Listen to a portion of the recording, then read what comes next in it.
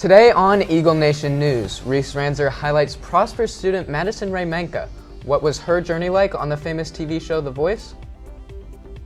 Juuling, despite being advertised as a safer alternative to smoking cigarettes, poses many underlying risks many users are unaware of. Nico Ray reports later in the show. One more athlete here at PHS has put the city on the map. Ashley Parscale is here with national champion wrestler Alissa Alvarez to reflect on her recent accomplishment. All this and more today on Eagle Nation News.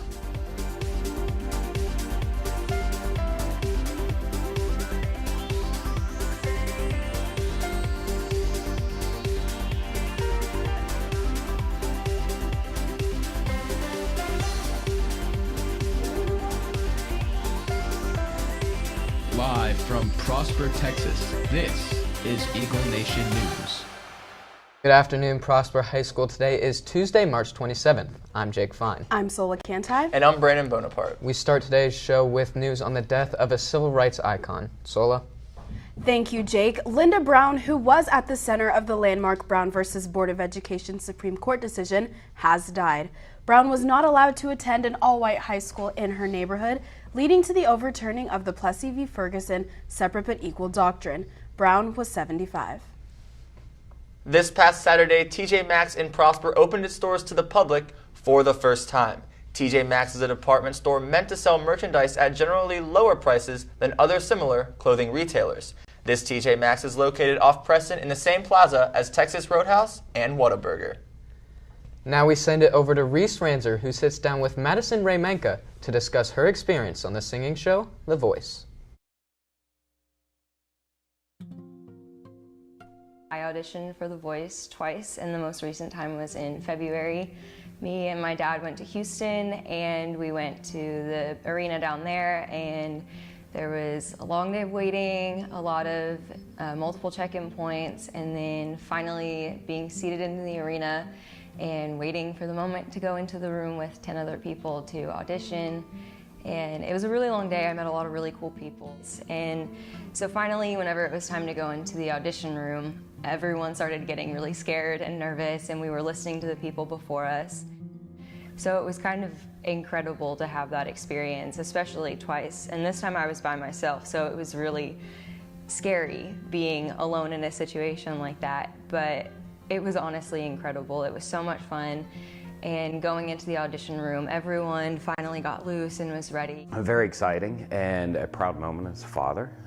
Watching Madison develop as a singer, starting from singing in a room and playing a banjo and a $5 flea market guitar, evolving to where she is today, has been very proud watching her talents develop.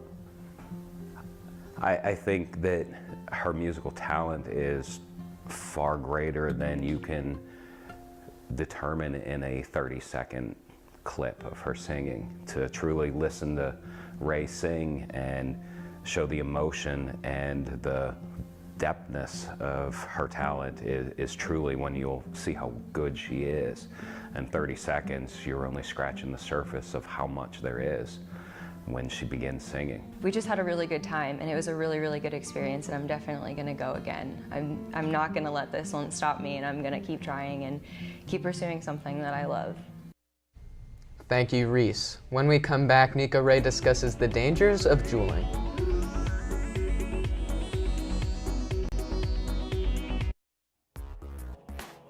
Going to prom?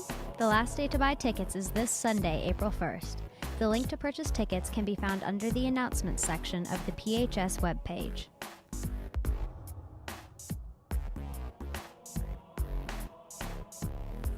Come out to the PHS practice field to support your boys lacrosse team this Friday at 7. They will be taking on Highland Park, and students get in free. We are living in the day and age of electronic cigarettes, devices that are advertised as a safer alternative to traditional smoking. However, as Nico Ray reports, many of those e-cigs, like the popular Juul, may not be as safe as advertised. Vaping, advertised as a safer alternative to traditional cigarettes, has grown in popularity amongst students and young adults over the years.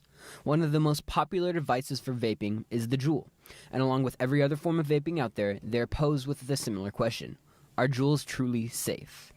Juuls are thin devices that look similar to USB drives, but are used to vaporize an e-liquid mixed with nicotine to be inhaled. And this is where all the debating starts. Traditional cigarettes use combustion to burn tobacco leaves and produce smoke to inhale. The problem is this smoke contains harmful carcinogens and tar that is shown to cause lung cancer. So the theory is by vaporizing e-liquid, there is no carcinogens and therefore no harm. In a recent study, Juul pods were found to produce 100 micrograms per milliliter cubed of benzene, a cancer-causing carcinogen that was named the largest single known cancer risk air toxin in the U.S. for non-smokers, and therefore should not be overlooked in Juuls. Not only could this be a problem, this is not the only carcinogen found in e-liquid. Propylene oxide and glycidol are also found in the vapors from Juuls. But the risks don't stop there. The Juuls flavorings are another topic debate. While Juul pods do not contain diacetyl or acetylpropanol, they do contain glycerol, propylene glycol, nicotine, benzoic acid, and flavoring.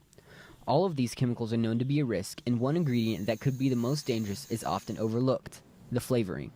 The FDA doesn't require that companies disclose the ingredients of their flavorings, allowing them to put chemicals in the liquid that can be dangerous without the consumer even knowing. While electronic cigarettes will remain a topic of debate, it is important to note that research on them is still young and the long-term effects could be more harmful than previously thought, and the use of them, if at all, should be with extreme caution. For Eagle Nation News, I'm Nico Ray. Prosper. Thank you, Nico. When we come back, Ashley Parscale sits down with Prosper wrestler Alissa Alvarez.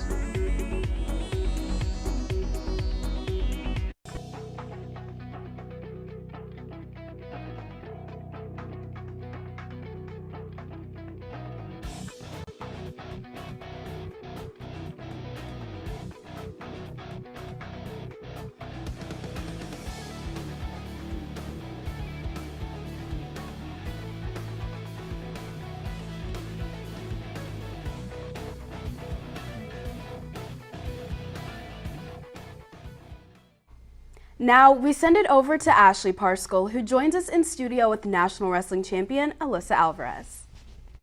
Thank you, Sola. I am here with senior Alissa Alvarez. Thank you for joining us today. So you are a national championship winner for girls wrestling. Congratulations on that victory, by the way. Can you tell us more about your tournament? So it was in Oklahoma City, and it was a 3-day tournament. And I've wrestled girls from Kansas, Missouri, and California. It's nationwide. And how are you feeling after they announced you national champion? It felt really good, especially because the Mighty Eagles were there, the future wrestling girls, and they saw what I accomplished, and they can accomplish it later in life. So do you have an inspiration or a reason why you've dedicated yourself to wrestling? When I go out there, I put my heart on the mat, and my family's really helped me with that, and especially my team and my coach this year. And have you chosen a college? Yes, I committed to Shriner University, and I'll be wrestling there. All right, well, congratulations on winning national champion, and that is all the time that we have. Back to you, Brandon. Thank you, Ashley. Now we send it over to Nia Penny in the Eagle Zone.